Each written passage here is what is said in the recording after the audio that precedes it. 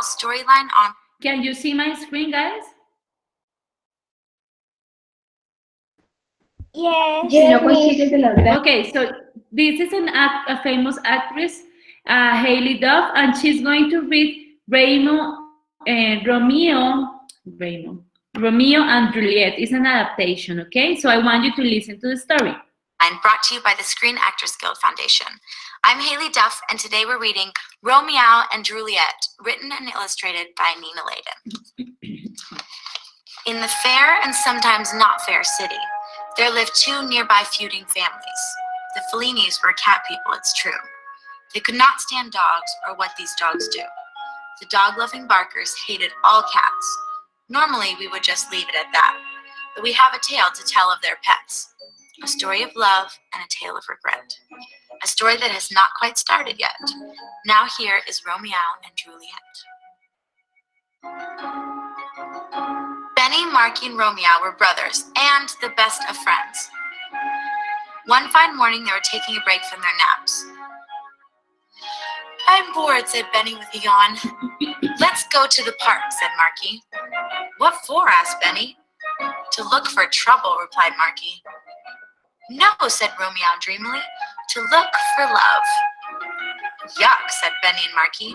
Go back to sleep. But Romeow was already on his way out the door with his tail held high. The park was a great place for adventure. There were trees to climb, birds to chase, and dogs to watch. Let's head to the off-leash area, Marky suggested. Can't catch me, he caterwauled to a large husky trapped behind the fence.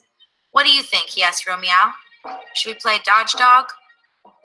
Just as Romeow was about to reply, a carnivorous canine charged the cats. The hot-headed dog barked, snapped, and nearly jumped the fence. Here, Turbo, someone called. Come on, boy. Turbo reluctantly left, and the cats decided that they should too. That was a close one, said Benny. Marky, one of these days you're going to get us into a lot of trouble, Romeow said, scowling. Come on, guys, Marky replied. There's a costume party in the neighborhood tonight. I hear they're having barbecued salmon and grilled shrimp. Should we groom ourselves? What do you say? I say we go home and get ready, Benny cheered. Okay, Marky, but no tricks, Romeow warned. Back at the Fellini house, the cats dug through bags and drawers. When they were done, the room was messy as a litter box. Dressed in their flashy finery, they streaked out the door like lightning and bolted into the night. It was easy to find the party. Throngs of revelers, sounds of laughter and music, and delicious smells spilled into the street.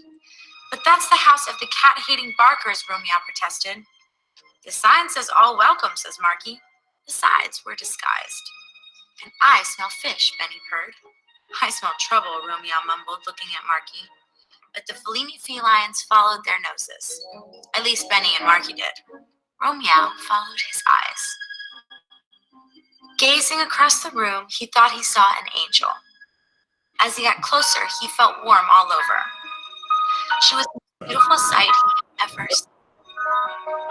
May I have this dance? Romeow nervously asked. He was delighted when she gave him her paw. As they danced, Romeow smiled. She smiled back. They twirled and dipped. The room spun. Romeow had never felt so happy. He looked at her color. Juliet. Now there's a name I'd drool over any time, he said. And what shall I call you? Juliet panted. But before Romeow could answer, Turbo, the terror from the park, growled from out of nowhere. You can call him the freeloading Fellini cat. Now scram before this party turns into a kitty catastrophe.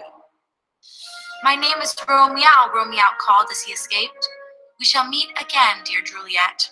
Not if I can help it, Turbo barked. Good boy, said the Barkers. Romeow drifted through the Barkers' yard in a dreamy fog.